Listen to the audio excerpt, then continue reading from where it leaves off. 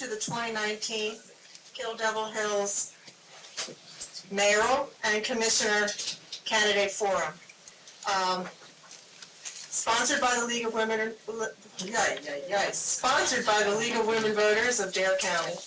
I'm Lorelei DiBernardo, coordinator for this event, and I'd like to thank all of you for coming tonight. It's a great crowd, good crowd, and also most especially the candidates who are participating this evening. Since 1920, the League of Women Voters has been an activist grassroots organization. Our leaders have believed that people play a critical part in democracy, and we continue with that strong belief today. The League of Women Voters was founded in 1920 by Carrie Chapman Catt, just 6 months before the 19th Amendment, which gave the vote to women.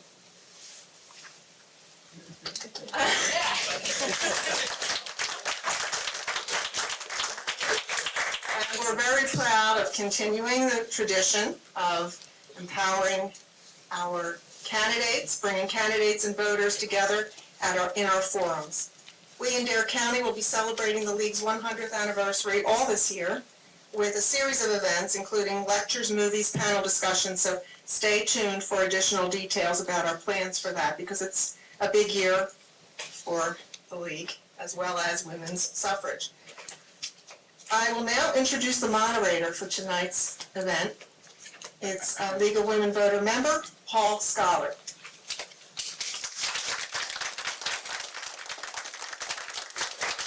Thank you, Lorelei, and good evening. As Lorelei mentioned, I'm a member of the League of Women Voters in Dare County.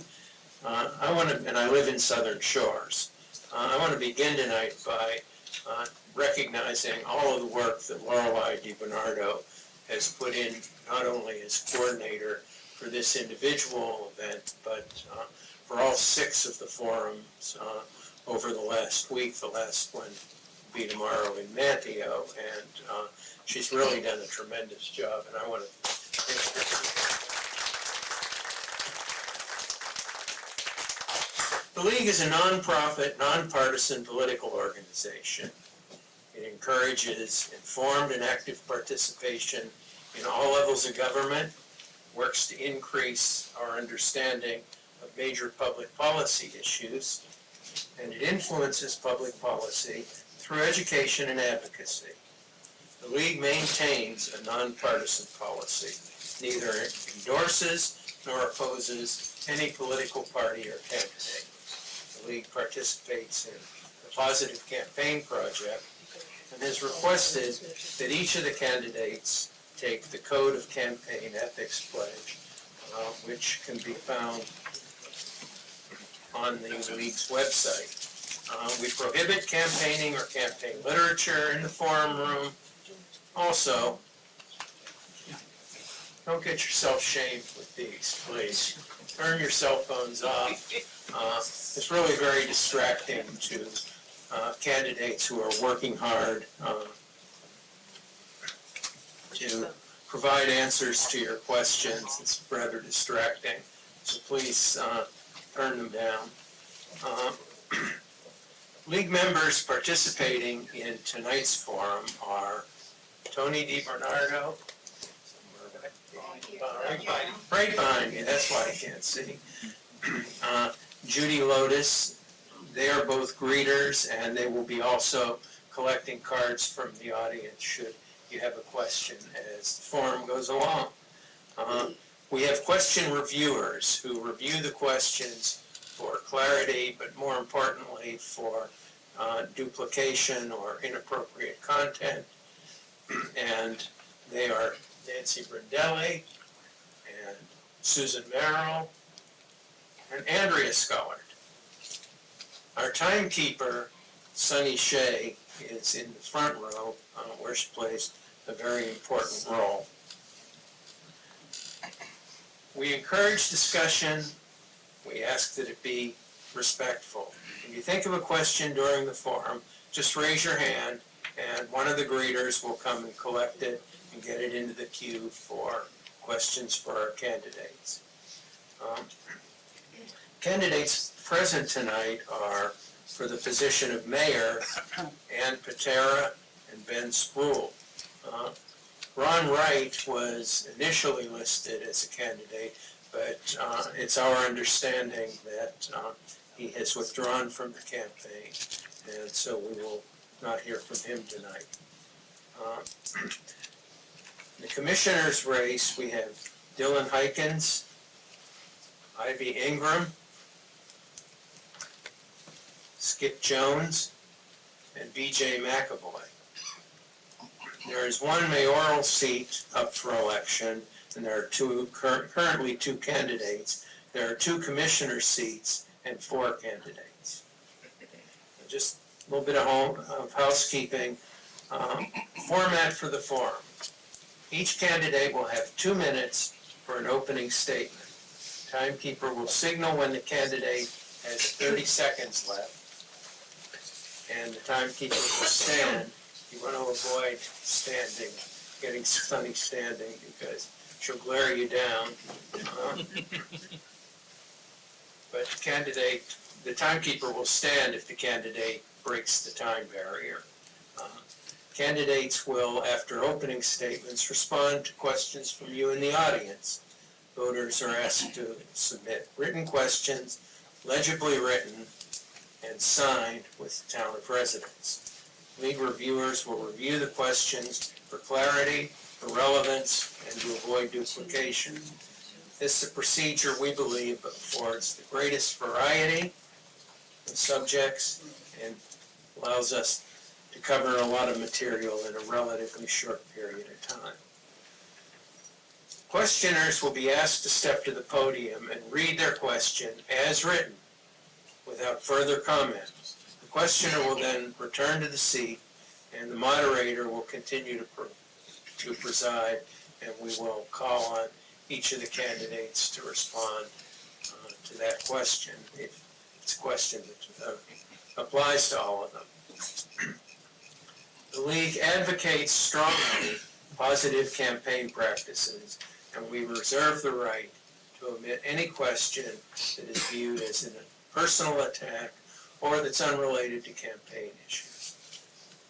Questions can be addressed to a specific candidate, specific set of candidates, or to all candidates.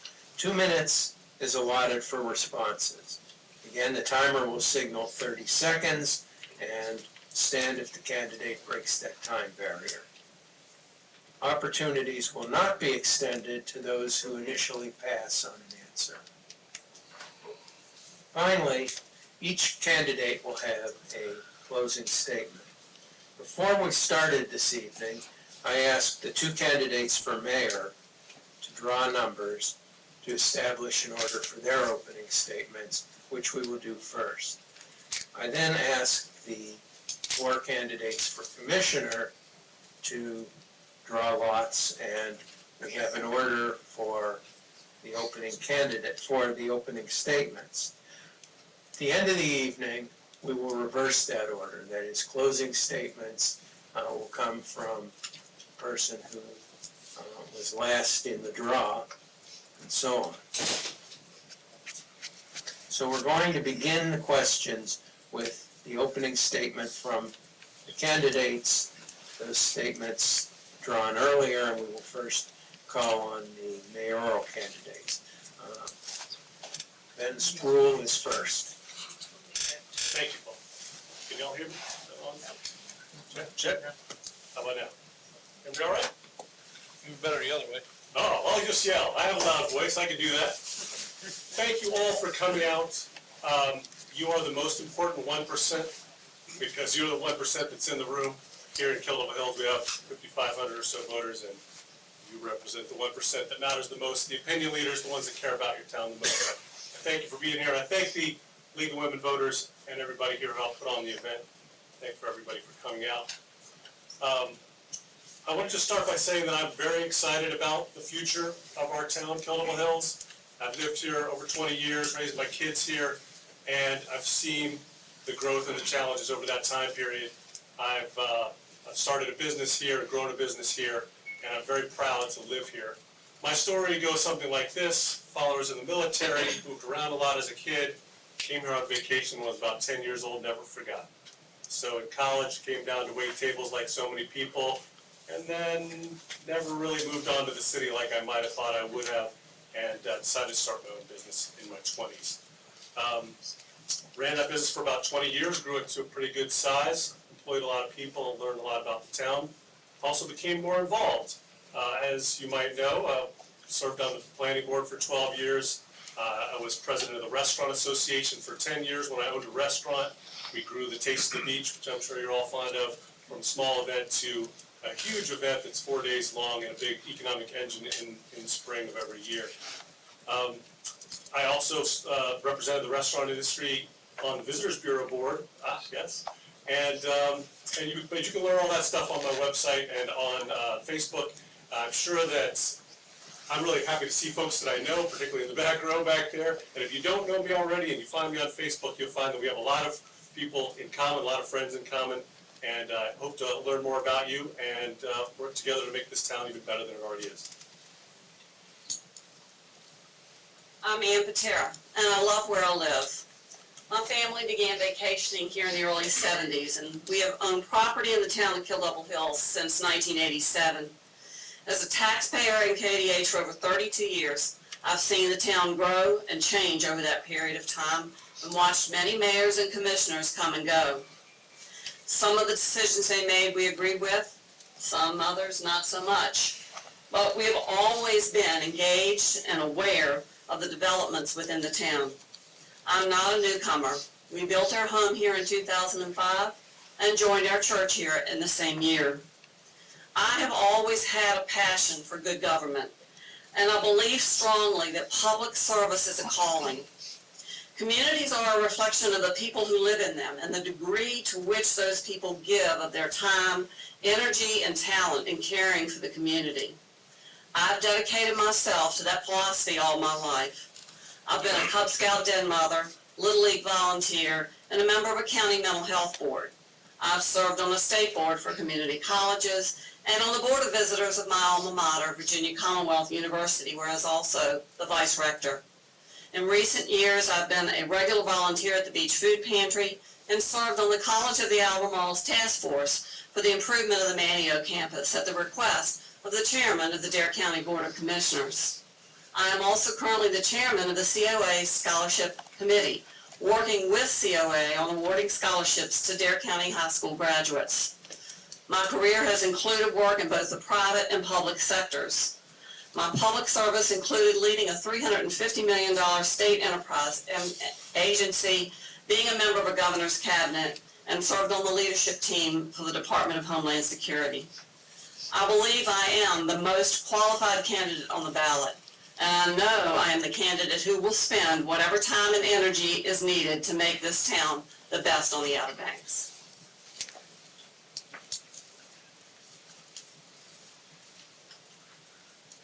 Thank you. We will now move to opening statements from commissioner candidates, and Ivy.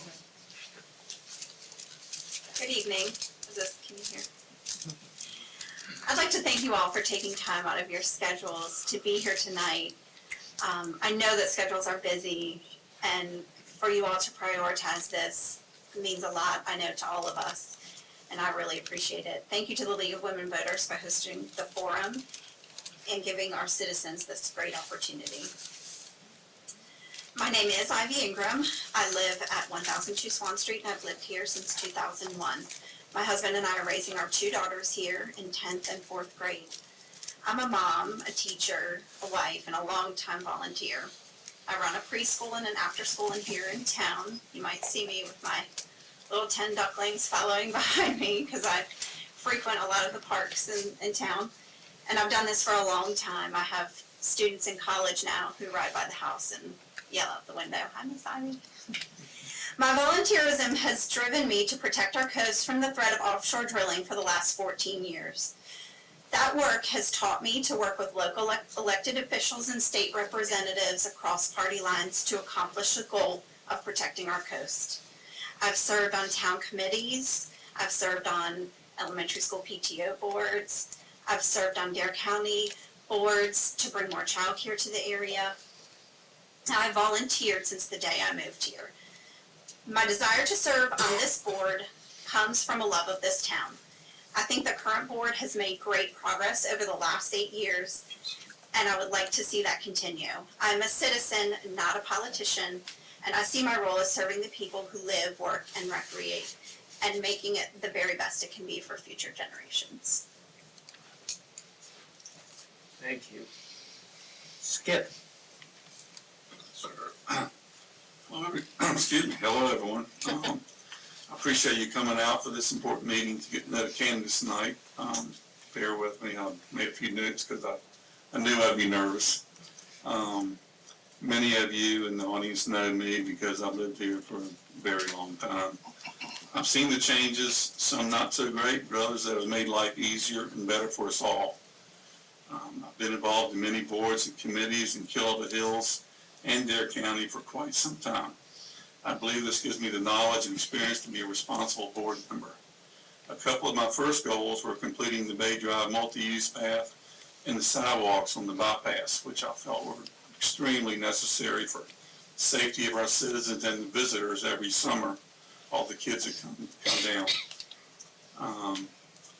After winning the infamous coin toss, I was promoted from the planning board to the vacant commissioner seat.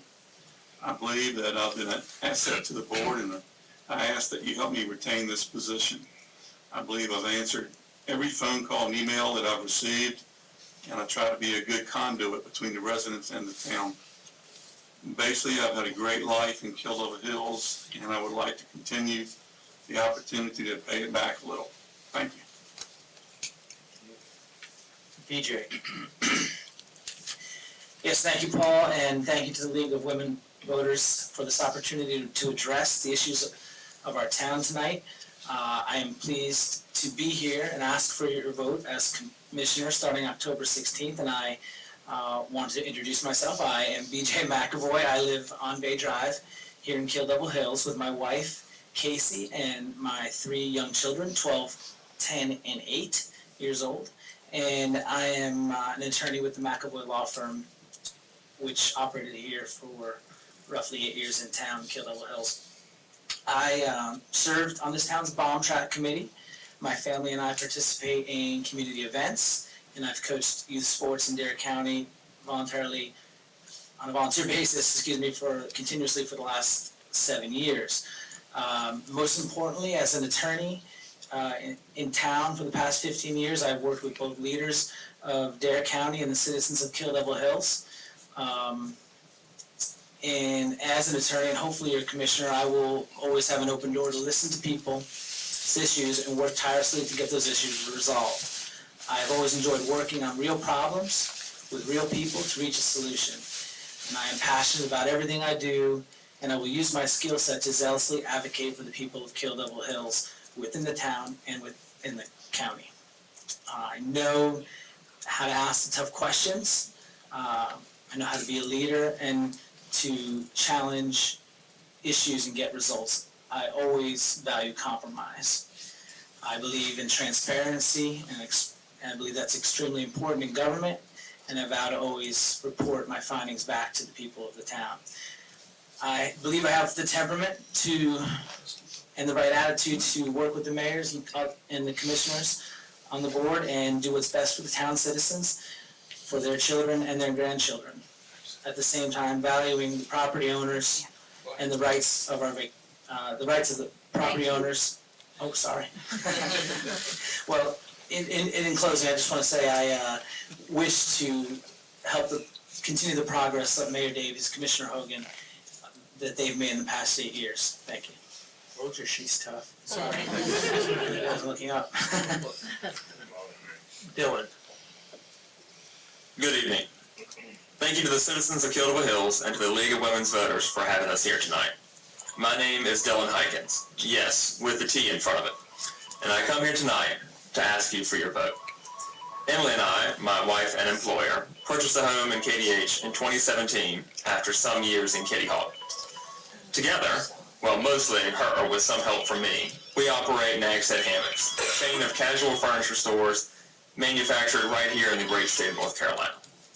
Over the course of the past year, I decided to take a more active role in our community and took to attending nearly every Board of Commissioners and Planning Board meeting that I was able to get away from work for. As an attendee alone, I developed an understanding of how things work in our community and a desire to become a part of it. I have since joined the Zoning Board of Adjustment as an alternative member, and I have an active role in the newly formed West Side Recreation Group that is currently studying our recreation facilities at the request of the Board of Commissioners. I come to you as a clean slate candidate without any special interest or voting box attached to me. Should I be elected to serve on this board, I vow to vote only as my constituents would have me as that is the only reason I'm here, aside from a vested interest in the well-being of our town. Thank you. Thank you. Okay, so now we turn to the question period, and what I'm going to do is initially ask two of you to come up. One of you will take the podium and read your question, and the other will be, as somebody said, in the on-deck circle, will be ready to go next. So could I have James Almany and Dave Fairbank come forward, please?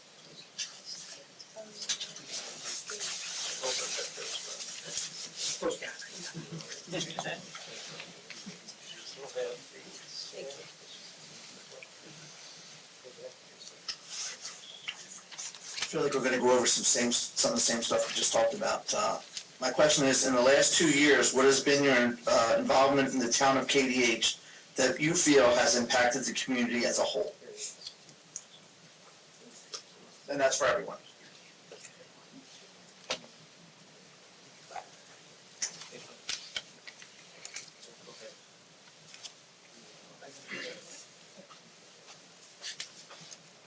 Okay, so we'll start with question one. Ann. So in the last 2 years, like most of the years since I've lived here full-time, I've been very active as a volunteer throughout the community. Specifically in Kill Devil Hills, I've attended several of the Board of Commissioners meetings and been trying to pay attention to the things that we're doing. I've also, I know, emailed the commissioners before on different votes and actions that have come before them, and get good responses. And I've also been familiarizing myself with everything that goes on in the town. I've probably spent about 2 days with the land use plan, trying to understand how it works and how it guides what the commissioners and the mayor do here in the town. Basically getting myself educated. And again, my volunteer work is probably at a broader countywide level, but I live in Kill Devil Hills, so I'm trying to learn and be more aware of what goes on here and what I'd like to see done differently or better. Ben? Yes, one of the things I forgot to mention in my opening statement was I founded an organization with a few friends 14 years ago called CASA. You may be familiar with it. It's the Coalition Against Substance Abuse. I've been on the board of directors of that organization for the last 14 years and continue to serve. I think it's probably one of the most important things that I've gotten involved with. We've expanded to bring a lot of grant money to the area in order to positively impact the impact of drugs and alcohol in our community, I think to great effect. So I'm always one to give a big shout out to them and try to get folks to support that organization. The idea is it brings in all the stakeholders from the recovery community, folks who are really passionate about prevention and everything in between, as well as law enforcement and healthcare. It's really making a difference. So that's the top of my list. I also, oddly, forgot to mention that I'm also on the school board currently. You might seen my picture in the paper. I got on the school board 11 years ago. I'm in my third term. 5 of those years I served as the chairman of the school board for the county. And as you might know, we manage about a $60 million budget, have a little over 5,000 students.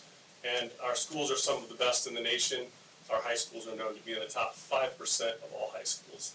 So we're very proud of what we do there. And I've really enjoyed that experience and learned a lot about managing large budgets, complex, taking on complex challenges that come up. And I think that will come in handy for this job. I've also, just to let you know, I've told my colleagues on the school board that if I am elected your mayor, I will step down from that position so I can give this my full attention. Skip. Yeah, I think starting off, it was on smaller committees and stuff, and I'm still pretty proud of the sidewalks on the bypass and completing the multi-use path on Bay Drive. I just think we really need to do that. You know, after that, it got into bigger issues like the large home things, which I've met with multiple parties about that. I think I've been pretty helpful in forwarding the idea of clustered homes as opposed to one single big home. You know, I still, we have some work to do with incentivizing that for the builders, but we're still working on it. We've been working on it for quite some time. The affordable housing is another big issue that we're working on.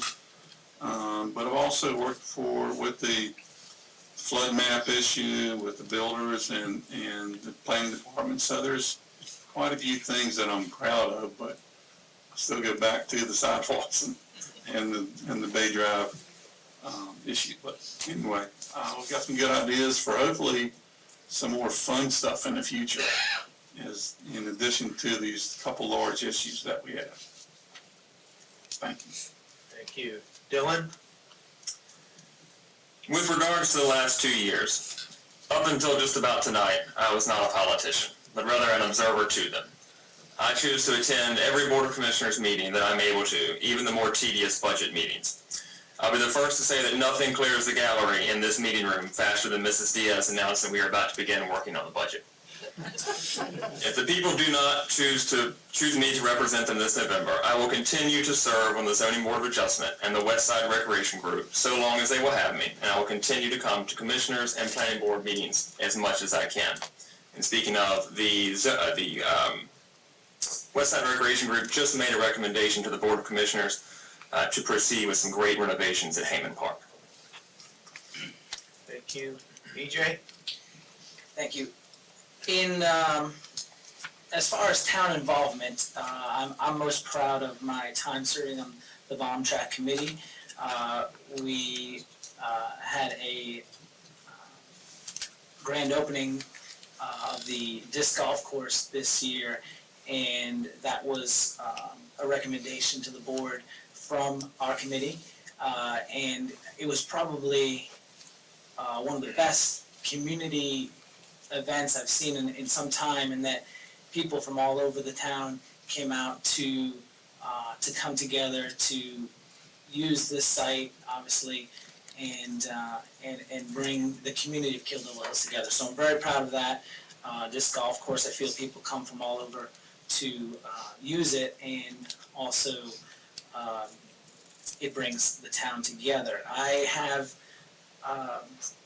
done as much homework as I can on the issues, and I've talked to the staff from Kill Devil Hills. I've talked to, importantly, I've talked to a lot of the commissioners of Kill Devil Hills, the mayor of Kill Devil Hills, and tried to understand what is concerning the people of the town and what might be some of the upcoming issues that we would have to work on.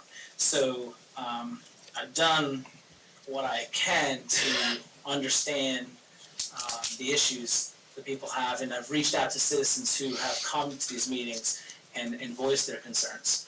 So those are the things that I've done to try to prepare for this commissioner role, and I'm certainly eager to continue to learn and continue to take the process. Thank you. Ivy?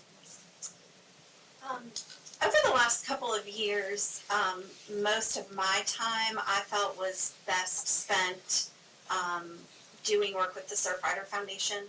The Surfrider Foundation works closely with the North Carolina Coastal Federation, and in that time we've been doing a lot of work to protect the coast again from offshore drilling. As you all know, that has come up in the last couple of years, and I have felt that my time was best spent advocating for our entire coast on that. So I've spent time meeting with the late Walter Jones. I've spent time in Raleigh, advocating, meeting with local leaders and advocating for that issue. My time with the town was more like 7 to 10 years ago, but in the last couple of years, that's where I have felt my volunteer time has been best spent. And so I believe that directly protects our town and our coast, as all of our livelihoods depend on a clean ocean and environment. Thank you. Will Brad Wise come forward to be next? A question for the mayoral candidates. Why do you want to be mayor?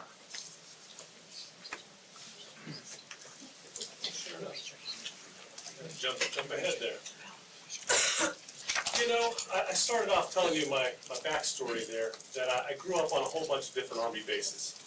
And so it has taken me a long part of my adult life to really sink in and feel like, wow, this really is my place.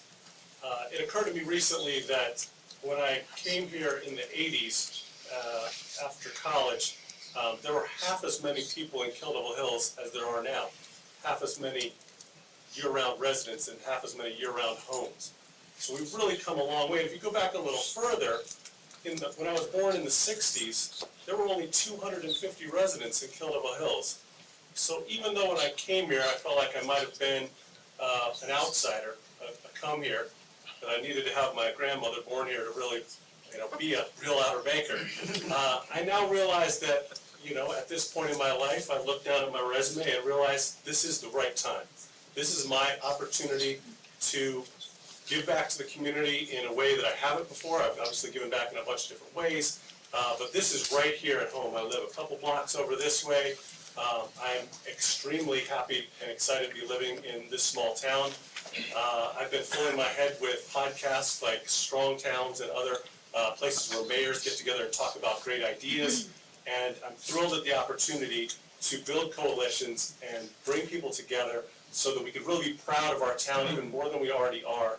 We have so much going for us, and the future looks very, very bright, and I really look forward to working with all of you to see that come true. Ann? Thank you, Paul. As I said when I opened, I love where I live, and that's a big part of what's driving my desire to be the mayor of Kill Devil Hills.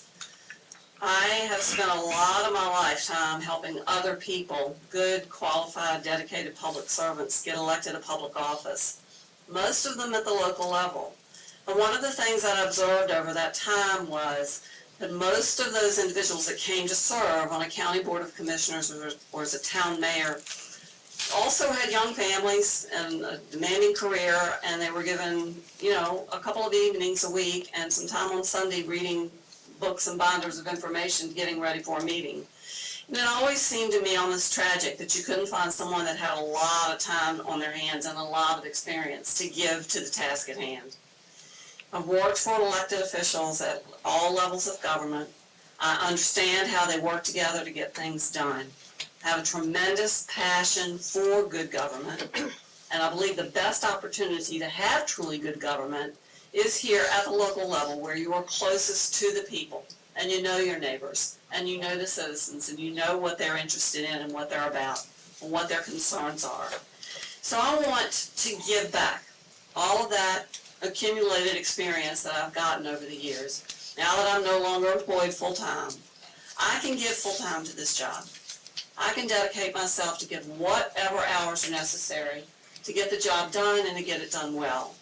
And to especially work hard as a coalition with the other municipalities, as well as with the county government and board of commissioners, because we have a lot of issues that need to be addressed here in Kill Devil Hills that extend out to the rest of Dare County. And we're all in this together. We are a part of the Outer Banks. I want to see Kill Devil Hills lead, and I believe I'm the person to do that. Thank you. I'd like to call two people this time. Could I have Valerie, is it Lowak? Lowak, thank you. If you'd come to the podium, and Michael Midget, would you please come up and be ready for the next question? Thank you.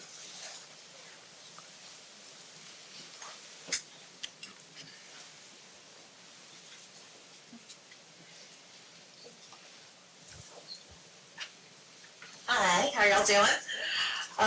Prior to running for office, how many town meetings have you attended, of any sort? That's for everybody too, sorry.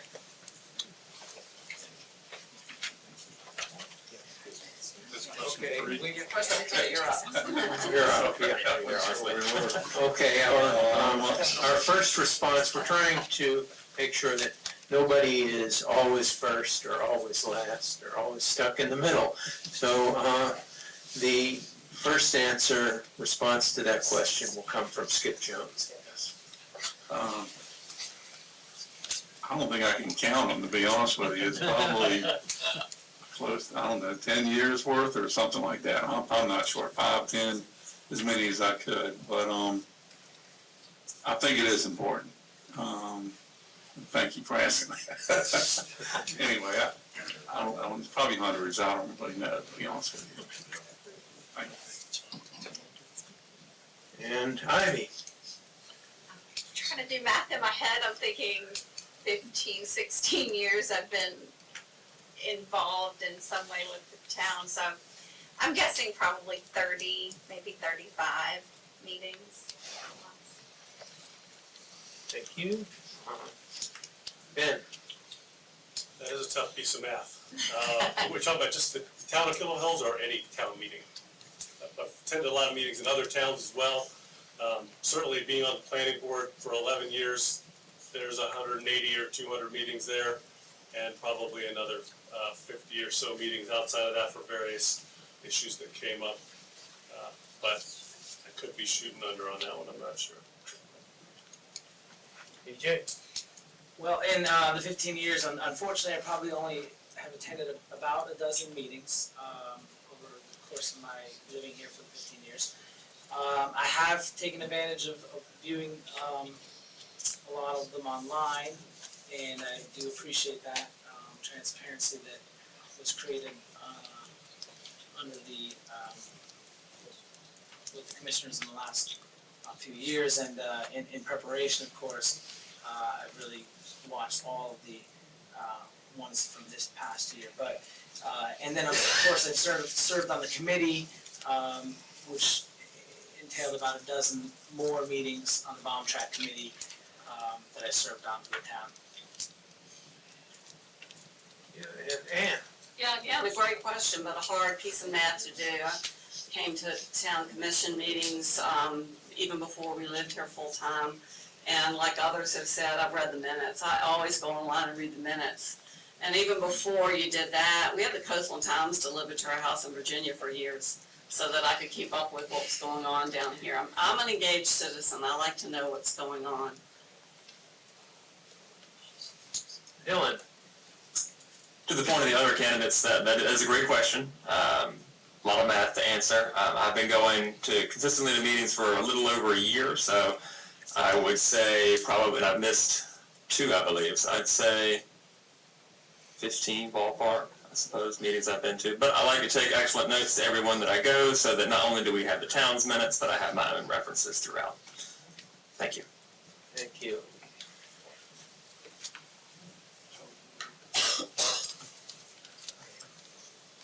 Colleen Almany. And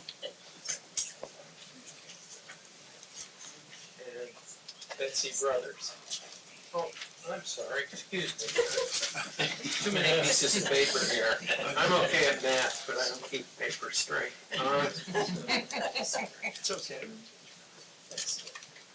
This question is for everyone. Do you think KDH's tax rate is too high? And if so, what would you cut to reduce the rate?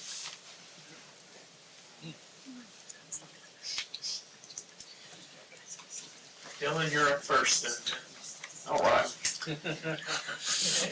Excellent question.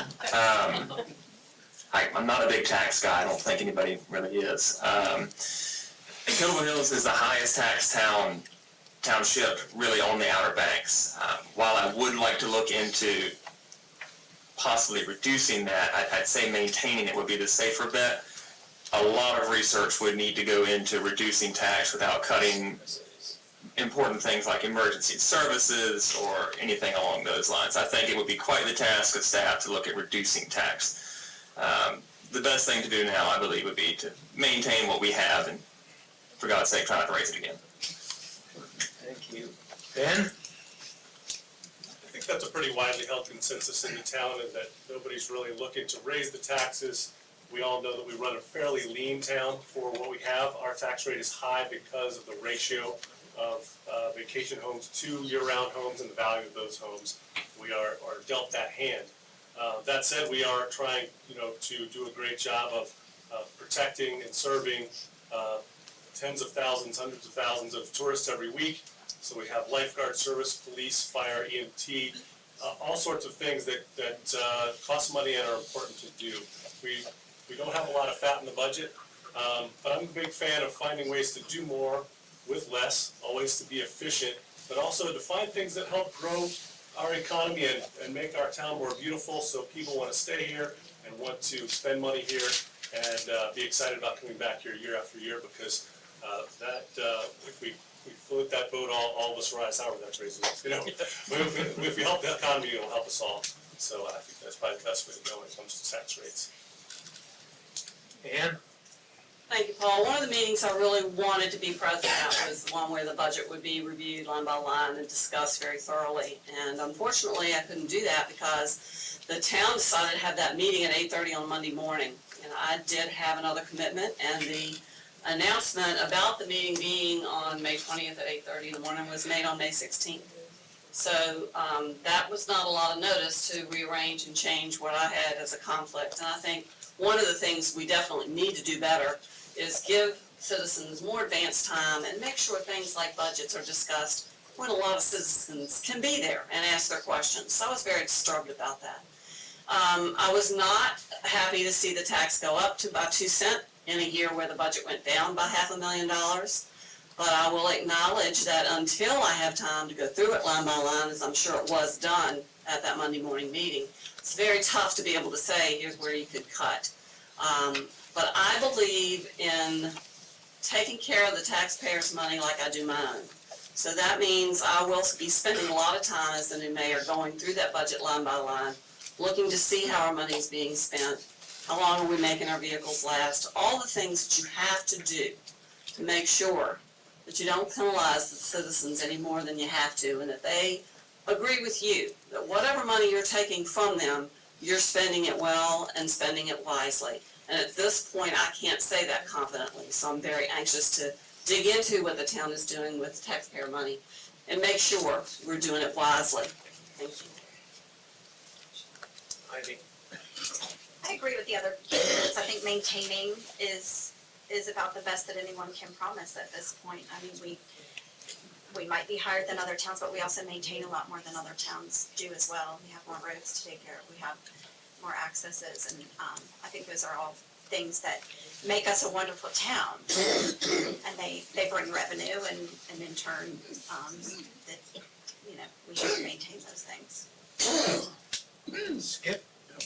Being that I was on the Board of Commissioners when the taxes were raised, that 2 cents, I'm not gonna make any excuses for it whatsoever. We have an incredible tax department here. We got a book that took me days to read, basically, the tax rate and all that, and the reasons for it.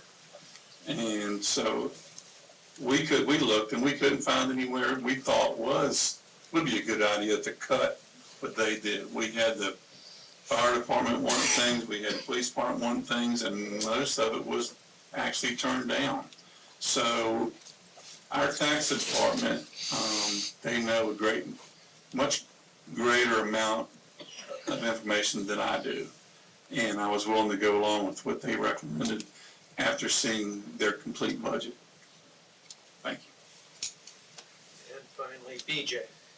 Yes, thank you. Thank you for the question, Michael. I think our tax rate is high, but not too high. I would say, I take it to be a great responsibility to spend the taxpayers' money, and I do trust in this group of commissioners and this mayor that they were doing and have done that job responsibly. So, as a citizen, I feel like our services are second to none. Of course, our size is a major factor. And at the same time, I am fiscally conservative and responsible. I will promise to look for value and efficiency in areas where there may be chances to cut, but I feel that to promise any type of decrease would be irresponsible, and I think that we have a good situation with responsible commissioners and a mayor who have done a good job over the past years to spend responsibly. Thank you. Would Betsy Brothers come to the waiting area, please? Probably now, Lonnie. Everybody says alimony. Okay, so my question is sort of a little looser. If money was not a factor, what change would you make in Kill Devil Hills first?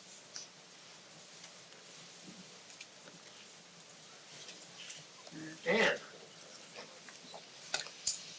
I was last on question 6, but I'll be happy to go first if you'd like me to. I'm sorry, I think we're on question 5. We are? Okay. Of course, money is always a factor, that's all I'll say that, but Colleen, great question. We all wish money was not an issue. If it were not, I'd have to say, just based on all my conversations with voters over the last few weeks, I would make sure we did whatever we needed to do, wherever we needed to do it, to manage our stormwater. We've made a lot of progress, but there are a lot of people that still have a problem. And for them, that's water in their yard and mosquitoes buzzing around for weeks after a storm. And that's one of those things I just think they have a right to expect the town, in cooperation with the other levels of government that have a role in it, which as we know they all do, to come forward and figure out what's the solution and get it fixed. And I know that it's expensive, and I know that you all have been trying to set priorities and do it a little bit at a time, but I'm still talking to people that are unhappy, and so I like happy voters. That's just me. Thank you. Skip? I'm gonna kind of take this in a little different direction. If money was no object, I would like the town, I've been looking at this, and it's already been looked at a part of the bond track, would be having more facilities on the sound side as opposed to the ocean. We've got the ocean front, we love that. We're not taking very much, making use of our sound side. I would love to see a walkway, which was already in the bond track somewhat, through, maybe beside the disc golf area, back to maybe a walkway down the sound, the marsh and all, with maybe a little dock and pier. Something similar. What made me think of this was the incredible walkway they have in Duck. It's phenomenal. I mean, it's the commercial property and all that, but it is probably the nicest thing I've seen on the Outer Banks done in many years. So I would like to, let's have some fun stuff, especially if the money's no object. Let's knock it out. Thank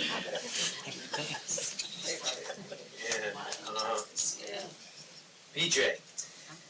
Yes, thank you for the question, Colleen. If money were no factor, I would like to see the town with more the sidewalks that have been created, connecting the town, connecting the businesses, and making it a place where not only can we exercise freely, we can push our babies in our strollers freely, we can go for a walk, we can safely do that without worrying about traffic, and we can create more of a community. I've watched what I thought was, I didn't know what kind of impact it would have, but I watched on Bay Drive, the sidewalks that have been put in there have really brought the whole, at least that area of the town together.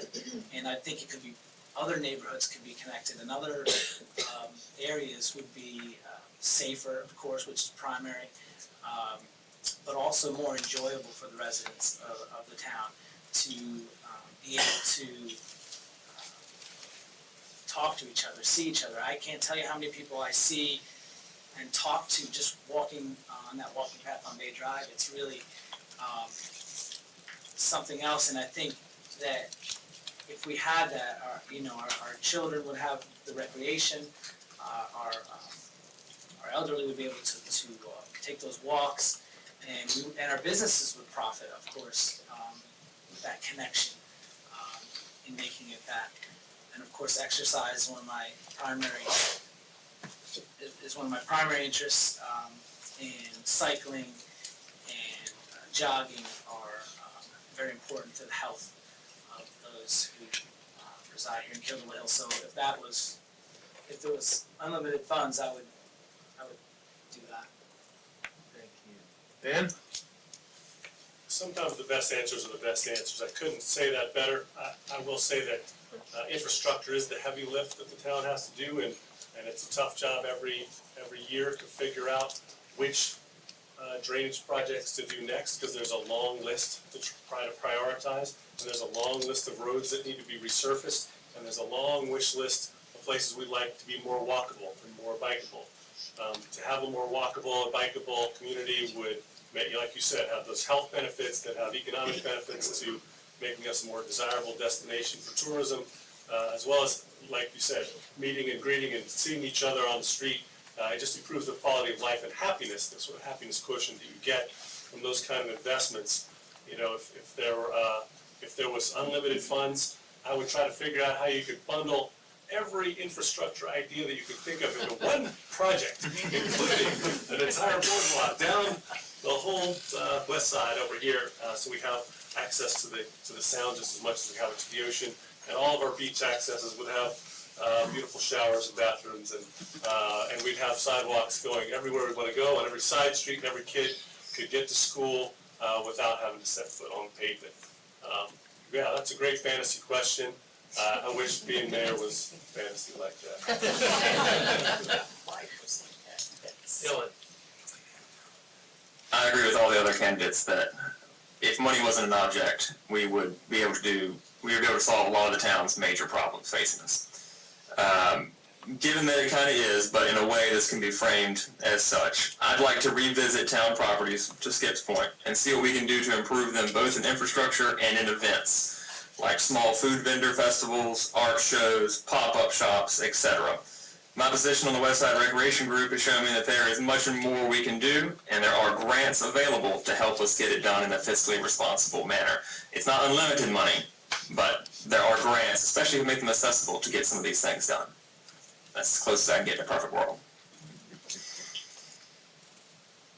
Ivy? Colleen, this is a great question. My head's like, ooh, this is fun. Well,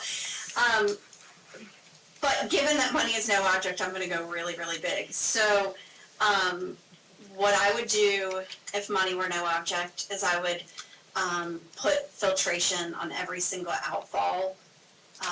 Because managing stormwater is one thing, but managing where that stormwater goes is a completely different thing. And it's very, very expensive. I realize that this is more of a DOT issue, but there is no reason that if a town were given unlimited funds, this couldn't be done. I don't know if y'all remember in Nags Head, probably 12 years ago, the Coastal Studies Institute actually had one of these on one of the outfalls in Nags Head, and it was in research and development at the time, but it is a technology that does exist. It's just a $1 billion project, and so that's what I would do, is I would cap all of those outfalls with, so that when we have events like Dorian and the rain that came after, and the beaches were closed because of water quality, and the sound is closed because of water quality, we wouldn't have that anymore. Thank you. Would Mike Lowack come forward, please?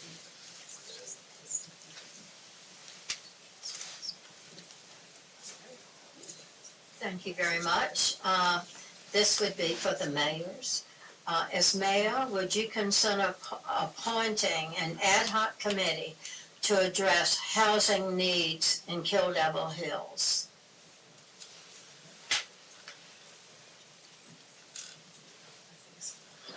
I guess, make sure which we're on, we're 6, right? Yeah, that is me. Yes, as you'll see on all the places that I'm talking about this, I think this is one of our highest priorities, and like Ann said before, it's one of those issues she was alluding to that is countywide. Ad hoc might not be enough. I think we need to give this a full court press.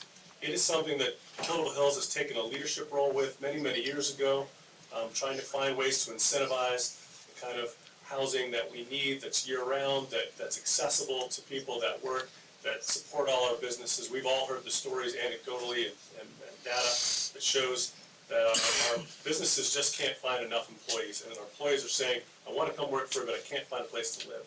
And people, when they lose their housing for one reason or another, are always in a bind and scrambling to find anywhere to live. Our housing is tight. And because we have this tourism economy, the highest and best use tends to pull a lot of those rooms and all of those houses, a lot of that housing towards vacation rentals, and sort of Airbnb has led in that direction. It's a tough nut to crack. It's not something we can do on our own, but collaboration and being innovative and realizing that we have a different kind of a problem than other areas have in this way, it's a big challenge. We don't have a suburban, or we don't have an area just adjacent that you can come from. I work for a company that brings folks into clean houses from 2 hours away. That is the reality we live in, and some small steps have been taken, but big progress needs to be made in this area if we really want to make a dent in it. It's a challenge that we need to face, and I think that's what I would do as mayor. Thank you. Ann? Yeah, thanks for a great question. I would not only consider doing that, I will do it. I believe very strongly the housing issue is a countywide issue. Ben's right. It doesn't belong to one town, one municipality, or the unincorporated parts of there. It belongs to all of us. When you look collectively at what drives our economy, it's a countywide thing. And it even extends further than that to Hyde and to Currituck. I would really like to see a combined group of the mayors of all the municipalities and a couple of members of the Dare County Board of Commissioners sit down and work out some real solutions that every single member of the group would be committed to trying to take it back to their town and do what their part is to help solve some of these issues with housing. And there's a lot of them. It's not just, we don't have a place for our entry-level workers to live. It's, what are we doing about how we put things together, with our planning commission? How does the big giant house end up next to the old historic one? There are multiple issues, and there are a lot of stakeholders. And I think the only way you solve it is get everybody to the table, and get everybody to the table with a commitment to do what they can do and what their town can do and what their county can do, to come together and everybody own the problem, and everybody work on fixing it. And that's what I will try to make happen. Thank you. Jack McCombs, come forward from the waiting area. Next question. Good evening, candidates. Thank you for this opportunity. My name is Mike Lowack. I live right here in the beautiful town of Kill Devil Hills. I'm going to take it real easy on you tonight. My question is going to require a yes or no answer, but I've also been informed you can abstain. My question is, would you vote right now, yes or no, to an ordinance change limiting single-family homes to 5,000 square feet or less? Thank you.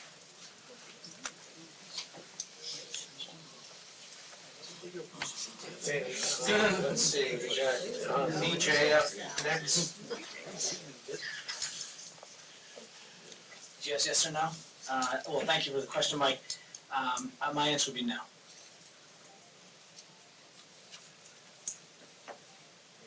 Skip?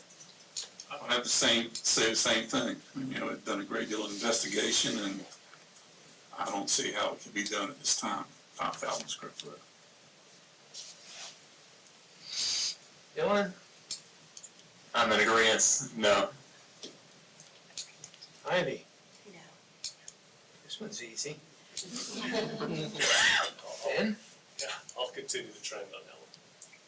And Dan? No, we don't know enough. There's an awful lot at stake. I think it's a great question. I think it certainly deserves to be investigated, but if you want me to say right now, would I do it? No.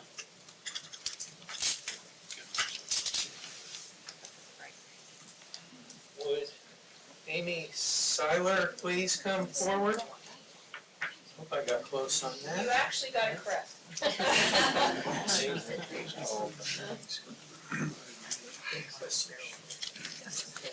Are you aware of the economic impact of cycling on the Outer Banks? And will you be a leader in making safe cycling a priority in our town and proactively seek cooperation of the other municipal governments and the county government.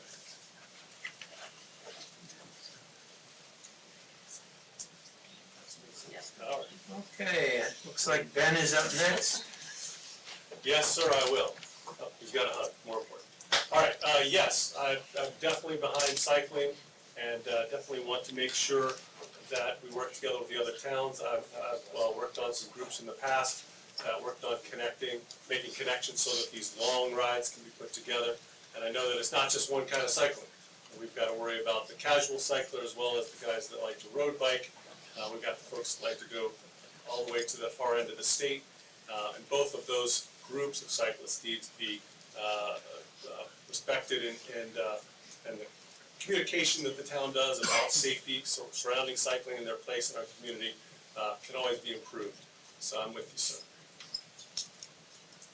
PJ.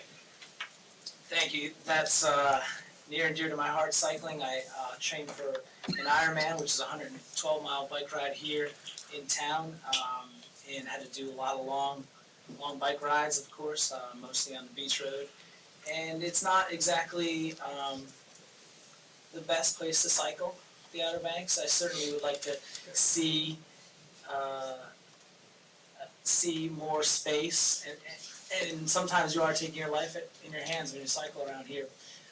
There's been a lot of education put out there to the motorists to respect cyclists, and absolutely it's great that we've created the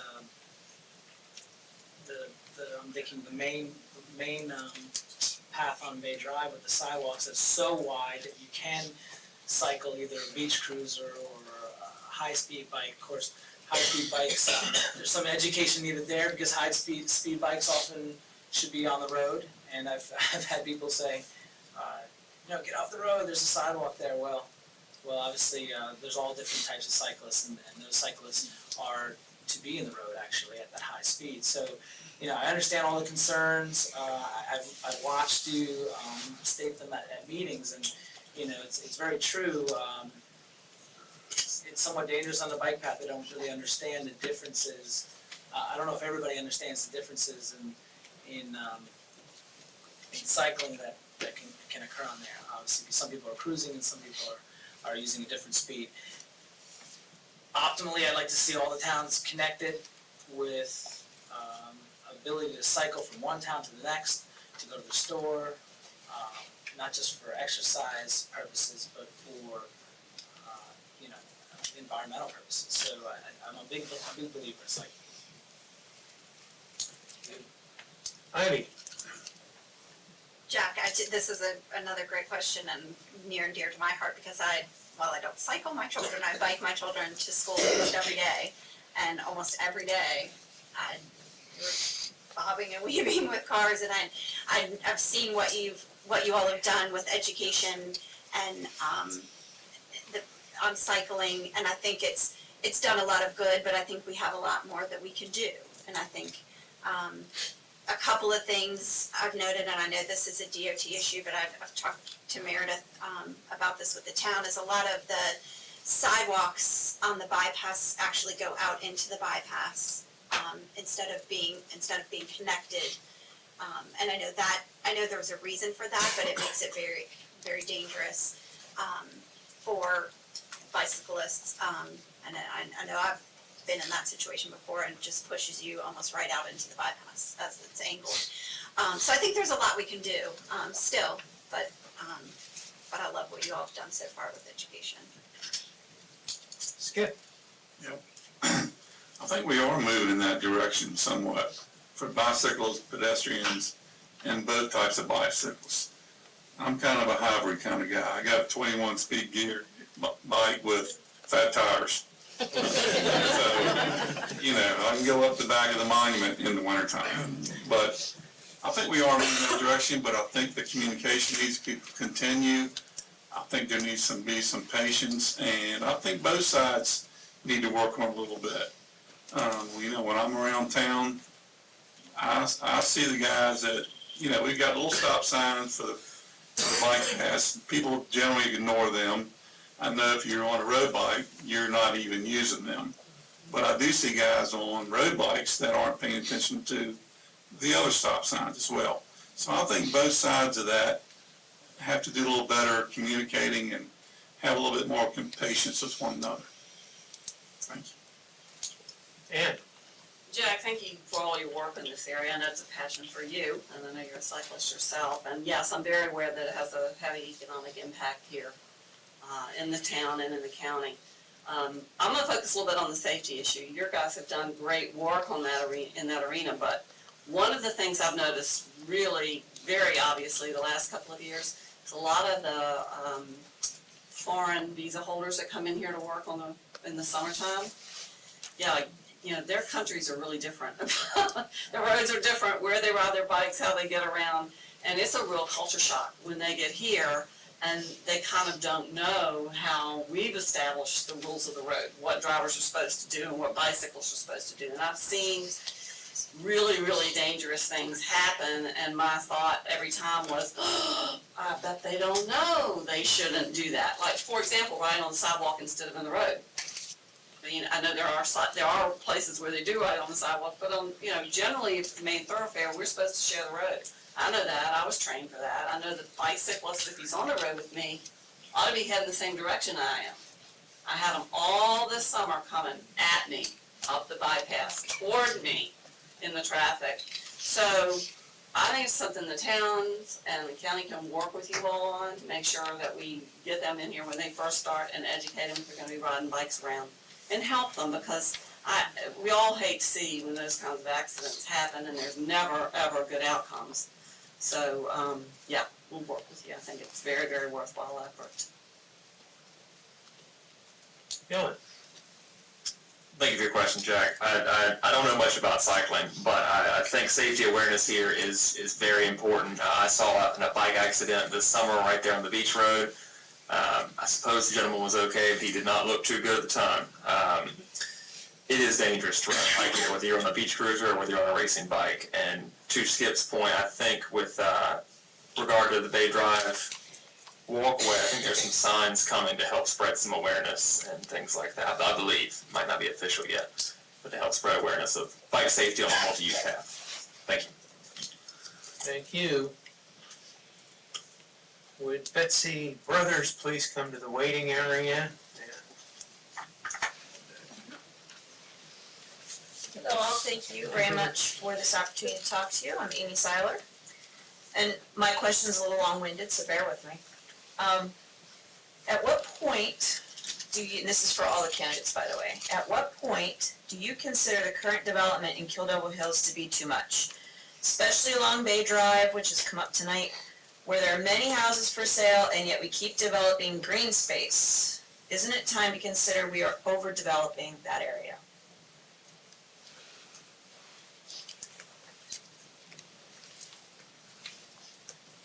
Ann? Yeah, great question, Amy, thank you. Overdevelopment's an interesting concept. Couple things you have to do development right. One is obviously to have a long-range plan that everybody understands what it is and how it works. And we do have that, and it is amended from time to time. And I would want to look at that and see where there might be places in it where we can improve that. The other issue is private property rights. You know, somebody owns a piece of property and they want to develop it. And the plan that they put forth is in accordance with whatever the rules and regs are that are in place at the time, and they're going to put something up that meets state building codes. It's very difficult to say no to that. What you do have to do, if you want more green space, obviously, is start planning for that, put money aside, and decide where you're going to actually acquire any property that you don't already own as a town in order to have more green space and less development. It's a tough balance. I certainly think it's something that is worthwhile for study, for analysis, and for input from the town. It's obviously something you're very concerned about. I'd really love to know how many other people have that same concern and how they would feel about us spending money to acquire land for areas to be left natural and undeveloped. We do have a lot of good parks in the town. I think we're doing a pretty good job of maintaining them, and then we're getting ready to improve the one up at Hayman, which needs it.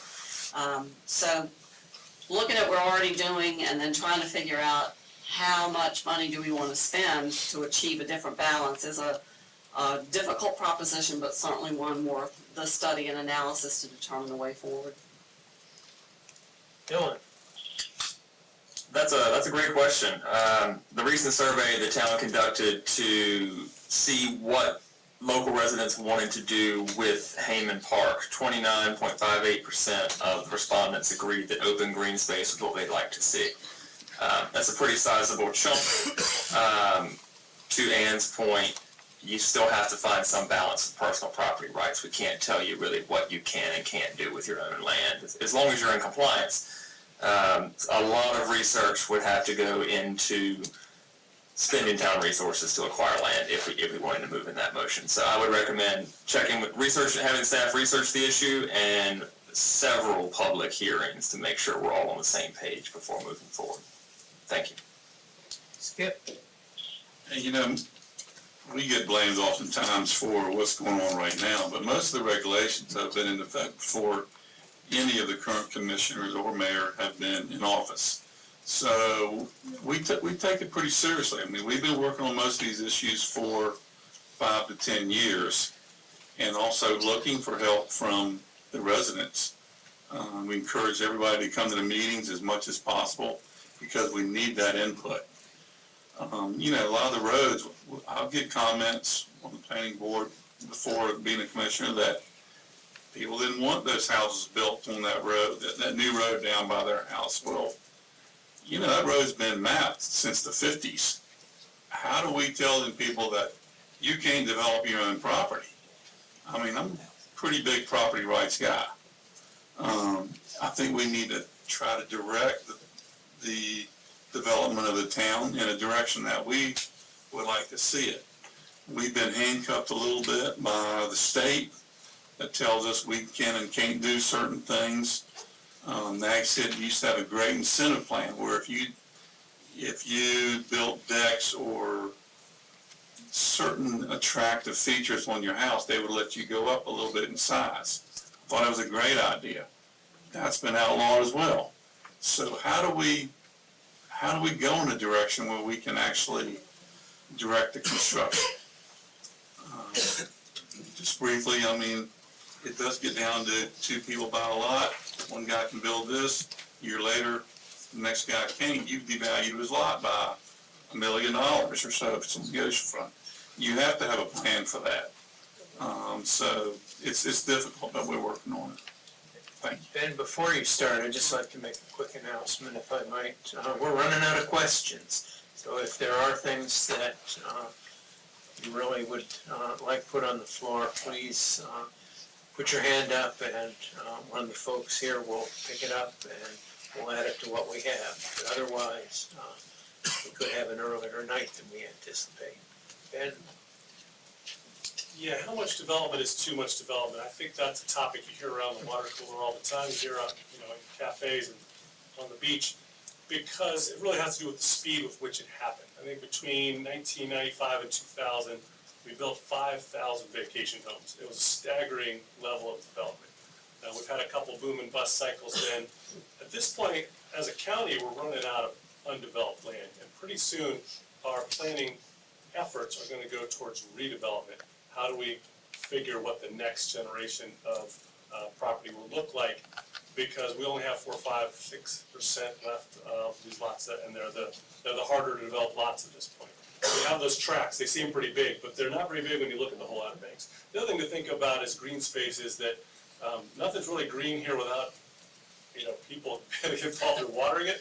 I mean, if you leave it the way it comes from nature, it's wild and woolly. And we are blessed with 85% of the county is protected by national or state parks. So if we want to drive down a piano, we certainly could go sit on the beach by ourselves, which is fantastic. So in a way, our community isn't at that challenge of finding, we've really got to protect the last few places because we have a lot of big open spaces. That said, I was involved with the planning of the growth over the years of the event site in Nags Head, which is a collaboration between a bunch of different folks. And when it was first developed, it was just an empty field. And we found out pretty quickly that you can't do much with an empty field. But stand on the bypass and look across the sand spurs to the water half a mile away. So it takes big investment, and I think that's something we've done a lot at county level, because when the, restaurant association, we realized back in the day, we couldn't get more than 300 people together anywhere in the community. So now we do have one of those spaces, and I think that we are coming to a time where we can use the parks that we do have and invest in them a little bit more, so that we can come together as a community and do things together in them, rather than just be a undeveloped field full of sand. DJ. Yes, thank you, Amy, for the question. I am also a big supporter of private property rights, and yet I don't want overdevelopment in my area. I feel some of this development has not been responsible. When you develop and you affect someone else's property, whether it be stormwater runoff or otherwise, that is irresponsible, and I feel like that has happened from time to time with the unintended maybe effect of development on other people's property, and that's certainly shameful and needs to be addressed for those people. So overdevelopment, certainly, in my neighborhood, you spoke of Bay Drive, that's where I live. Certainly I don't prefer it, and yet I applaud, and I want to bring to light that while a lot of those developments at one time, of course, they anticipated some of this, I think, and they created easements and they created property along Bay Drive, the Wright Shores property owners section there that is a green space that's available. The section that was dedicated to Walter Jones, about a half mile down the road on Bay Drive, the public access at 3rd Street that everybody enjoys, and at the end of 3rd Street, and the boat slip area that exists there. So there has been thought put to that, maybe by our early developers, to allow for these spaces and even easements that run through the town if you look at a plat map. And I think they need to be preserved and also included in, maybe when we talk about the west side, parks and recreation areas, those need to be preserved for all the citizens of Killable Hills and those developments. Thank you. Ivy. I would agree with what Ben said.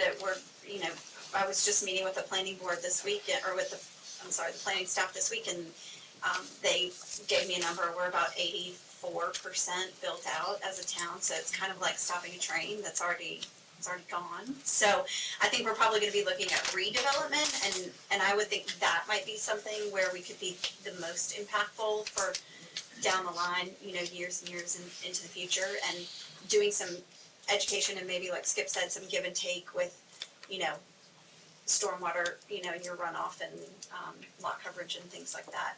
But looking at redevelopment, I think, might be our best bet at this point. Thank you. Would Ann Jurgensen please come to the waiting area?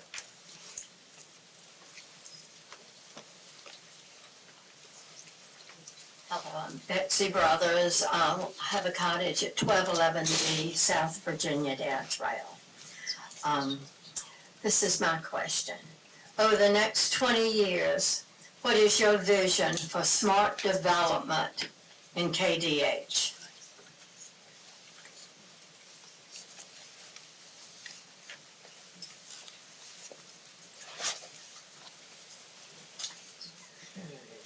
Dylan. Yeah, Dylan, excuse me. That's a very good question, very broad. Over the course of the next 20 years in Killable Hills, similar to how Ivy responded to the last question, we're going to really have to look at redeveloping existing structures. If we're 84% built out, then there's not much further left to go. So the next time around when we build these structures, I think we need to work very closely with our planning department, make sure we're in line with state regulations, and make sure we do it right, I'd say, the second time for the next 20 years. That's quite some time, though. Thank you. Ben. Yeah, it's funny, the older you get, the more 20 years doesn't seem like a lot of time. Yeah, we're playing in a minute. My kids, got one in college at NC State and one in high school. It feels like just a minute ago they were in diapers, you know. Yeah, we've talked a lot about smart development. Being on the planning board for 11 years, we definitely try to tackle a bunch of tough issues going forward. We dealt with FAR back in the day when that was first introduced. That's one of those formulas that helps you control bulk. It worked as well as it could. I think the planning board actually had hoped it would be lower, but the commissioners at the time made that call, and that's what we're living with. Redevelopment, there's a lot of great opportunities there. When you look at trends like new urbanism, which is a way to develop where you put retail on the bottom and some apartments on top, that will be a future that would be more walkable, and every time that you allow that kind of density, you also would then be able to require some green space to go with it. That ups the quality of life when we get to that level of density. Also, as the price of the sand underneath it goes so high, we really have to dovetail that with our housing challenges that we talked about earlier. Another issue I'd like to get out into the conversation when we meet with the other municipalities in the county is the concept of land banking. You see this a lot out west. Sometimes it's with a nonprofit, sometimes a community organization. The idea is to buy up land, even land with houses on it now at today's already high prices, but in the future, you are able to grow that value, allow people to buy just the house but not the land. The land stays in the bank, and you end up keeping property that's accessible to people that are starting out in life, and when they do better in life, they can sell that house and move on to something that's full market rate. Lots of things to explore. There's lots of possibilities for the next 20 years because it'll be by in a minute. Well, Betsy, first of all, thank you for your question, and thank you for opening your home on the Historic Homes Tour last Friday. I thoroughly enjoyed visiting your cottage, it's lovely. But I think I'm gonna just sort of group together some of the answers that you've just been given and some of the things we've already talked about. Very little left to develop in our town, very little land left to develop in the other incorporated towns and in unincorporated Dare. There's not that much left.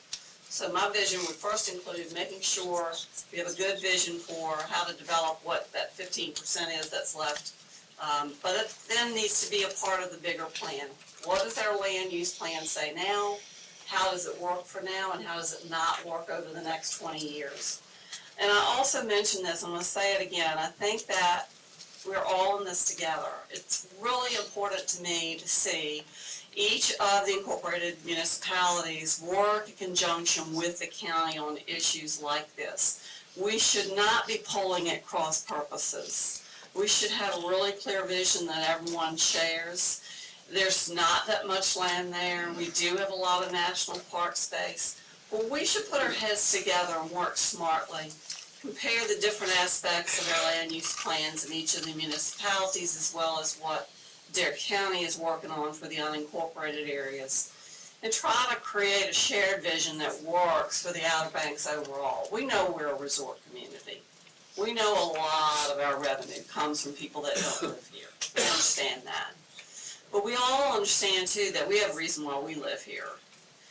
And so I think that it's best that we all put our heads together and come up with a plan that we can all stick to and make a difference for everybody going forward. And I would focus really hard on the redevelopment. We got a lot of blighted properties around I'd like to see something done with. We got a lot of vacant commercial property that we need to have an eye on about how to redevelop that. So thanks for that question, Betsy. Ivy? Ms. Brothers, I think I would just echo my answer with the last question, like everyone else has said, just redevelopment and really focusing on that. And that stretch of beach where your cottage is very near and dear to my heart. I grew up in Florida where everything is overdeveloped. And my first reaction when I came to this area 25 years ago, I just couldn't believe that somewhere like this existed because I grew up where it was overdeveloped. I didn't know places like that. I didn't know people had houses on the ocean front like they do here. And it was shocking, and I would think, preserving that historic part of our town is really important, and I really love what the town does with becoming a historic landmark and giving, some tax breaks on that. I think is really important, and continuing that obviously is very important over the next 20 years. And then and then redevelop, you're just looking at redevelopment. Thank you, Skip. Yep, to expand on one of the items that Ben mentioned was, and it's been discussed, is other than Manio now and maybe Duck, none of Dare County really has any type of town, a central town area where people can walk around, go to restaurants, maybe, you know, whatever, maybe live above it. It's developing, you know, to a great deal in other areas, and it's always been like that in Europe and Hispanic countries and whatever, where you've got a town circle or a town square. And I'm hoping that we'll be able to someday move in that direction, and it'll take certain areas where the houses are so old that at some point it'll necessitate them being torn down, and hopefully we could have something like that in Kill Devil Hills. Right now, there's no real town center of any of the communities other than Duck and Manio. And I'm hopeful that we'll be able to move in that direction at some point. EJ? Yes, thank you, Betsy. In the next 20 years, I would obviously continue to follow the town's land use plan that's in place, and I do have concerns with a lot of the commercial buildings that are not being utilized, or they're vacant, or and some of the hotels and motels that are outdated. And I do think that is where the redevelopment should begin, because I feel like any redevelopment without more attention to the infrastructure will just create more issues. So we really have to get that in line first in order to do that, because these drainage issues and these safety regulations that are necessary are not, those issues aren't going to go away with redeveloping property. So you know, once we focus on that problem and can get that better in place, then I think we can do more of that redevelopment in the next 20 years. But I think that's primary. Thank you. Will Beth O'Leary come to the waiting area, please? And we'll have our next question. Thank you very much for answering all our questions. I'd just like to find out how you feel about keeping as many trees as possible on properties that are not developed yet and that are densely covered with live oaks and other vegetation. My name is Kathy Jorgensen. I live in Kill Devil Hills, and my little house was built in 1995. So it wasn't a new house. It's not a new house, but I can see the problem emerging here. So I think keeping trees, well, that's enough. How do you feel about keeping trees on existing lots? And this is for commissioners.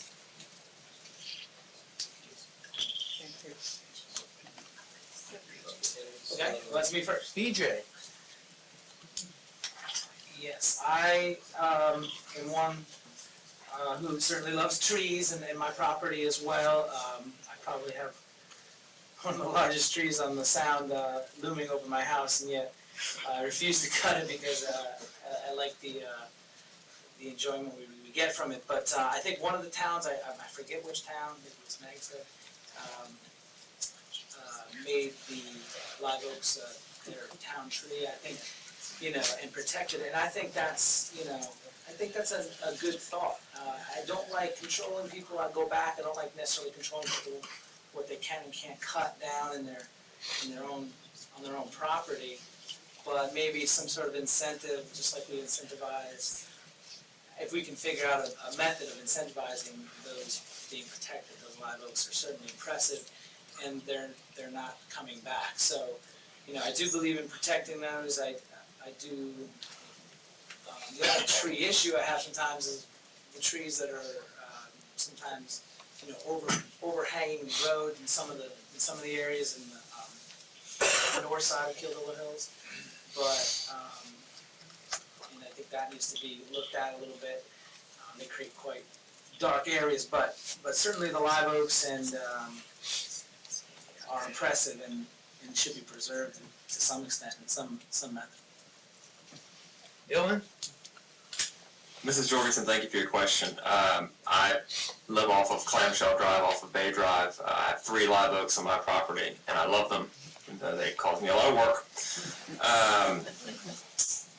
I would definitely be interested in looking in a way to preserve live oaks in our community. Having said that, as BJ just said, I'm not a big fan of regulation of private property with regards to anything, really. We would need to find some sort of workaround, either by making it a town tree, or maybe we should host a workshop here, take the pulse of the town, see what people think, and go from there. But certainly I'm in favor of preserving the live oaks. Thank you. Ivy? I would invite all of you to drive by my house at any time and come see how many live oaks and how many children are in the live oaks. The live oak has got to be hands down the best climbing tree in the entire world. So I definitely think it should be preserved.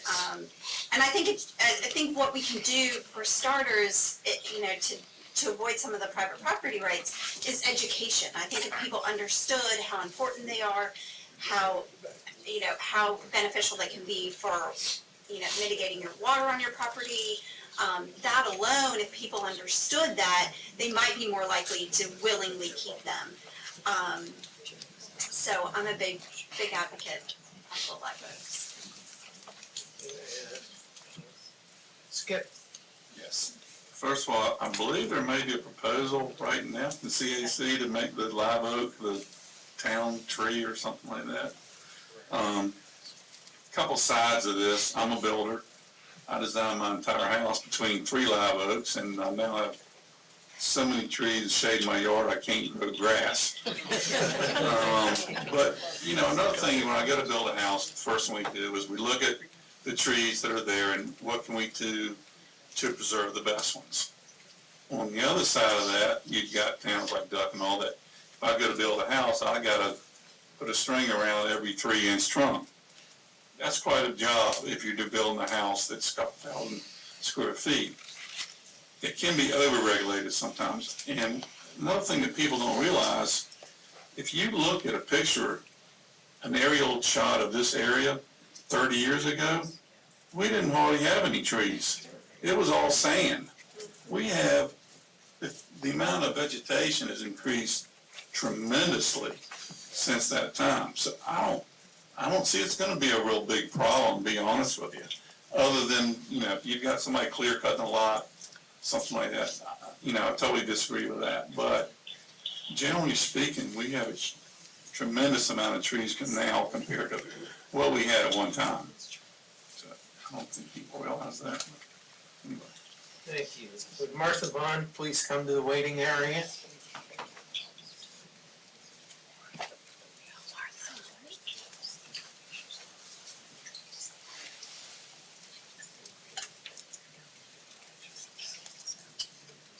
Can't see you, just got my reading glasses on. My question is for the commissioners. Saga Homes has submitted plans for review to build 3 large event homes on either side of historic cottage, Miss Brothers, that was just in the, showcased in the historic home tour. One of those being 17,000 square feet. As it stands right now from Martin Street going south on the ocean side, there's 7 lots. 3 are currently event homes. 1 is under construction. The other 3 are the ones that Saga has the plans for review. So there'll be 1, 2, 3, 4, 5 event homes. Then there's Miss Brothers' beautiful 1950s cottage. And then there's a 17,000 square foot event home. I think this is a terrible way to move our city into. My question is, after I put the emotion into it, how do you feel about this issue? And do you think this is the best use of the town's most fragile landscape? This is for the commissioners.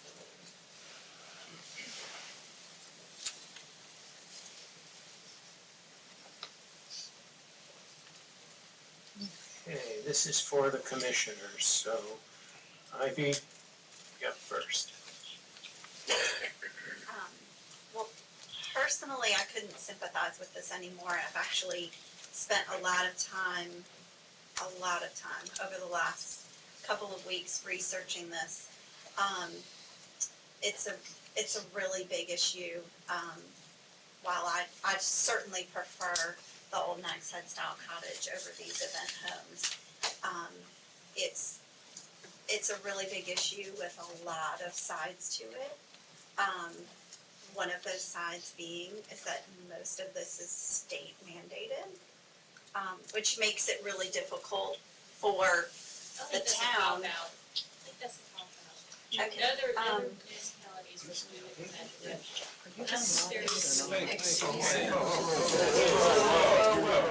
Excuse me. Please address the questions. We're trying to avoid the audience. Okay, the state mandates bedrooms. That is not something that the town can mandate. The state mandates safety in a home. That is not something that is within the town's realm of mandating. Those are just facts. So if we're going to look at limiting size in terms of square footage, then we have an issue of private property rights and what land value is currently. So there's a lot of things to look at. While I definitely prefer the old Nags Head style cottage. I think there's a lot of work that can be done, and like Ms. Patera said, we need to bring these people to the table, and we need to have conversations. We need to have a conversation with Saga. I don't think there's any reason we can't ask them to voluntarily put in sprinkler systems in the event that there was, a fire, and, protect some of those homes that are right next to these event homes. So that would be my idea, to bring people to the table and have a discussion. Thank you. In my own confusion, I got a little out of order, so if the candidates will bear with me, we'll get back in order in a moment. But next would be Ann. Just Commissioner, that's why I was, okay. It's all right. BJ. Well, I certainly don't think it's necessarily the best use. I do appreciate the property owners' rights and the fact that they sold those properties to those developers. That's already done. Now, the state obviously has defined the single-family home, and it does not have some of the restrictions that we would like to see. Of course, safety is a concern of everybody. I've talked to the fire marshal about that. He believes that this is, somewhat dangerous to have these homes without the sprinkler system, and I, fully agree. I also agree that we can put some pressure, if possible, on the developers to maybe compromise and put those safety measures in if that's the main concern. But I don't feel like it's the main concern. I've been to Miss Brothers cottage as well. I appreciate that and the tour, and I appreciate the town having that historic protection of those homes and the incentive to keep those homes and not sell out. We all need that for our town. I really enjoyed the tour of those homes last Friday, and I applaud those folks that have not sold out. However,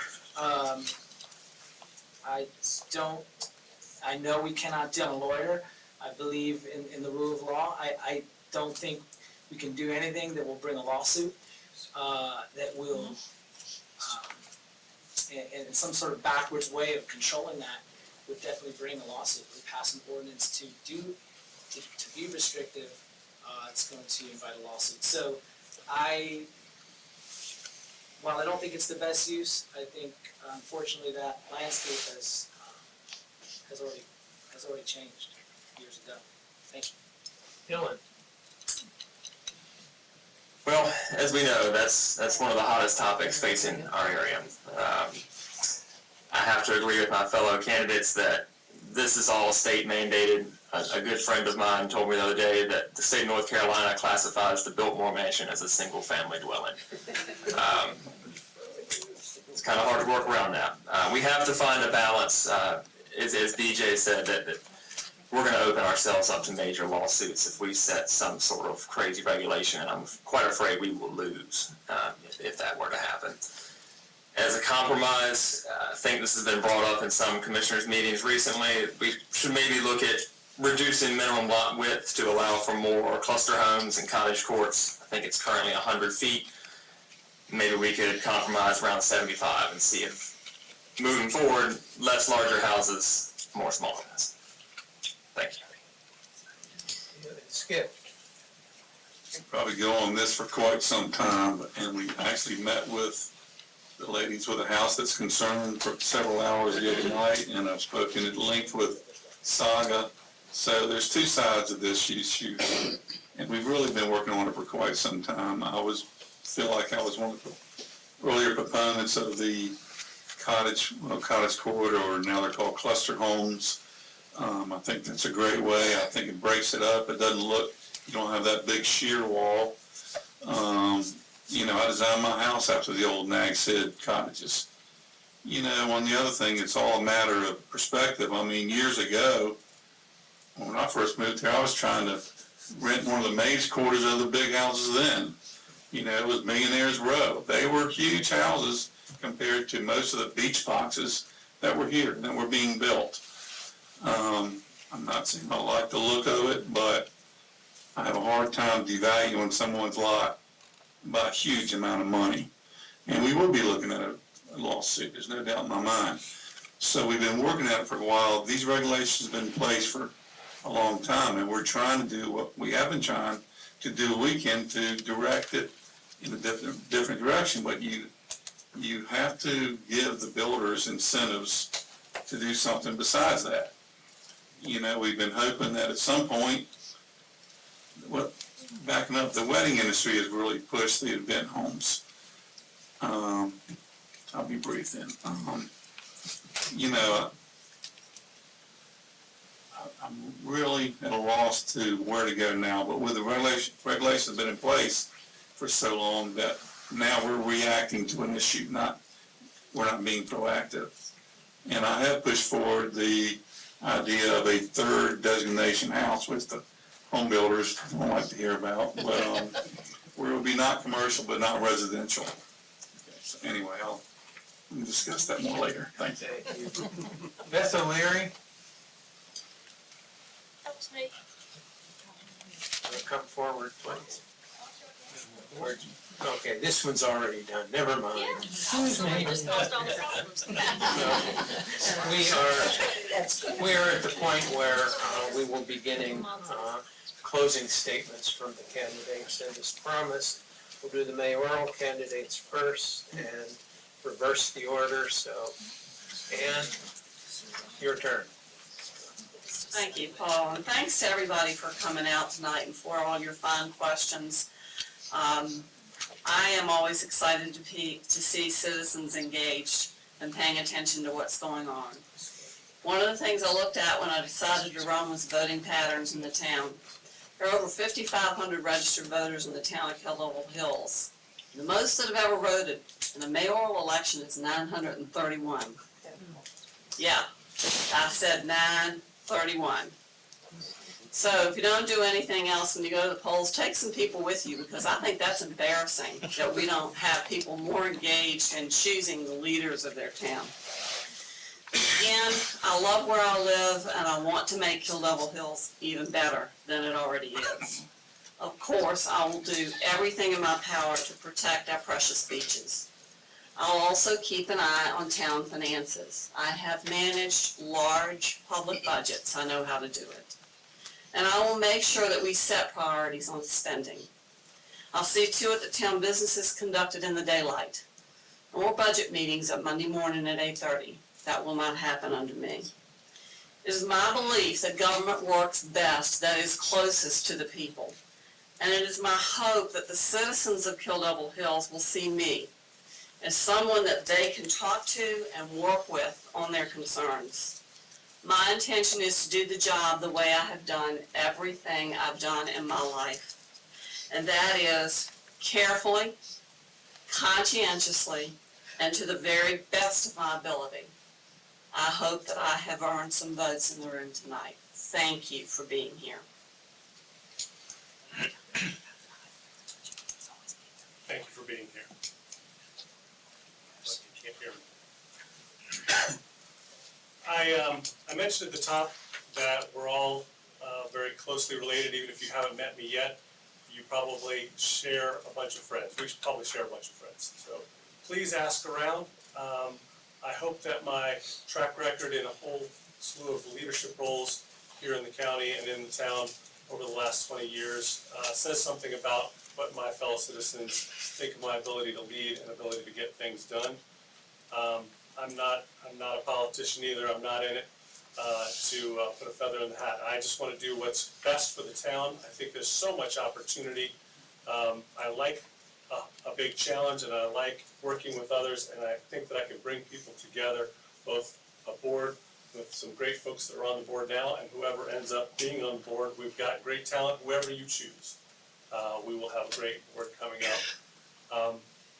I plan to be here for a long, long time to come, and but at the same time, I only want to be your mayor for a short period of time, and I like to get a lot done in that time period. But I know that the mayor is just one vote. Like Ann, I'm a big hawk when it comes to looking at budgets. The school budget is one of the toughest things you can get into. There are a lot of things that are out of your control. And same here, we will be digging deep to look for places to save so that we can invest in the things that we want that will improve the lives of the citizens of our town. Thank you for your time. Thank you, and now we'll turn to statements from candidates for the commissioner positions. Dylan? Hello again.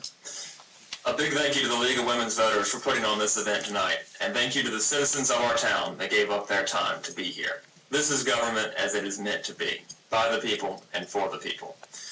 After all these questions tonight, I would like to tell you that I have the solution to each and every of the town's problems. The truth is that I don't have all these solutions, but I promise to work my hardest in conjunction with our dedicated staff and direct public outreach to enact change that the people want to see, free from my own or others' affectations. I think that the overall state of our town is strong, but we have room for improvement, and we will improve. I ask you on November 5th to give me that chance to improve our town. Remember that we work for you. Thank you. BJ? Thank you. In closing, I would like you all to know that I am eager to lead Kill Devil Hills in its bright future. I don't take this responsibility lightly, and I can feel the passion that exists in this room for these very valuable issues that have been brought forward. I ask for your vote starting October 16th and of course on November 5th itself. I want you to know that if you heard anything that I said or that you didn't like or you liked or disliked, anything that you heard me say tonight, I would always want you to know that I am open to all points of view. I'm very interested in the feedback that you could give me in the next coming weeks, and my opinions of the fellow citizens is very important to me. So the opinions are very important to me. I don't have a set agenda. I am not a politician in any way. I want you to know that I will take a reasonable approach of all issues without ego.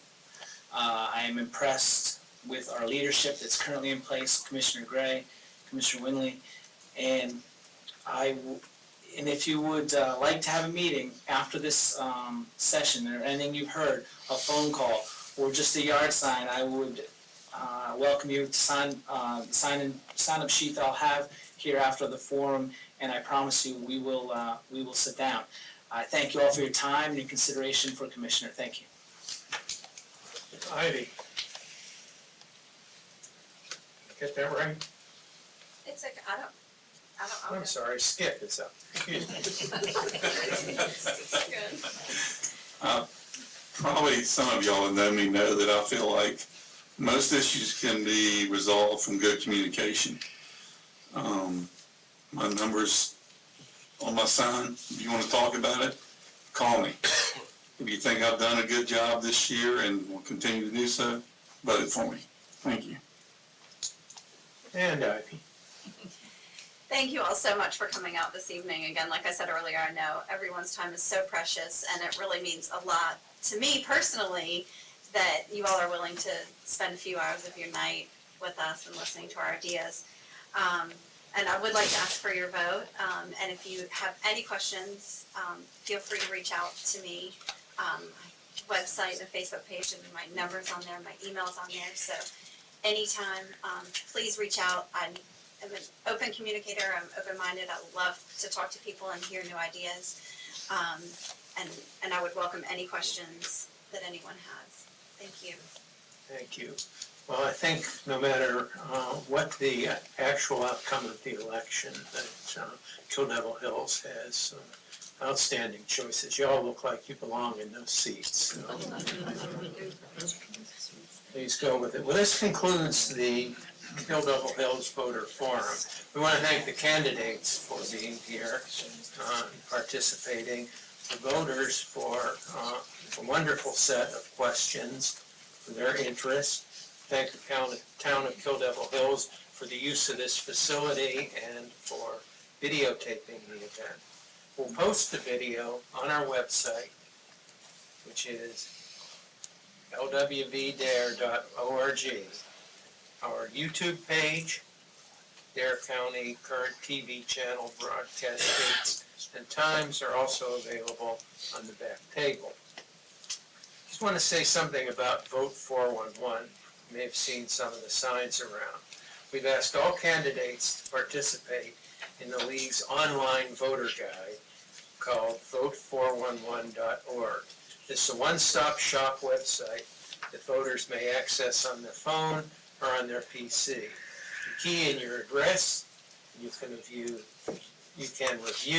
candidate information, philosophy statements, social media links, and their responses in their own words to questions we pose to them.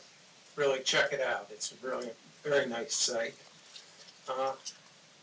I mentioned earlier in the evening that this was the 5th of 6 forums, and we're really pleased with the turnout. It's one of the larger turnouts that we've seen across all of the forums, so thank you very much. Finally, remember, last day to register to vote is Friday, October 11th. You got 3 days to do that. Early voting begins Wednesday, October 16th, next week, and it runs until November 1st in 2 locations.